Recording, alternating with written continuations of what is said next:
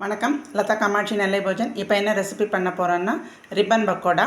இந்த டம்ளருக்கு 2 டம்ளர் அரிசி மாவு எடுத்துருக்கிறேன், 1/4 டம்ளர் பொட்டுக்கடலை எடுத்துருக்கிறேன். அரிசி மாவை கோலம் போடுற பதத்துக்கு முதல்ல வறுத்துக்குவோம். பொட்டுக்கடலையும் லைட்டாக இந்த சூட்டில் பரட்டிட்டு மிக்சியில் பொடிச்சுக்குவோம். ஒன்று ஒன்றா பார்ப்போம். மாவை வறுத்தாச்சு. மாவை எடுத்து இப்படி கோடு போட்டால் அந்த கோடு வந்து நல்லா வரணும். அந்த அளவுக்கு மாவை வறுத்துக்கலாம். இப்போது சலிச்சிக்கலாம் மாவை. பொட்டுக்கடலையும் லேசாக வறுத்துட்டு சலிச்சிக்கலாம். ஏன்னா அந்த கிளைமேட் டல்லாக இருக்கிறதுனால வறுத்தா சீக்கிரம் நல்லா பொடியணும். மிக்சியில் பொடிச்சிட்டு சலிச்சிக்கலாம். மாவு சலிச்சாச்சு. இப்போ மாவோட மஞ்சப்பொடி, மிளகாப்பொடி, எள்ளு, உப்பு, காயம், வெண்ணெய் தேவையான அளவு சேர்த்து போட்டு பசஞ்சிக்கலாம். நல்லா கலந்து விட்டுக்கலாம்.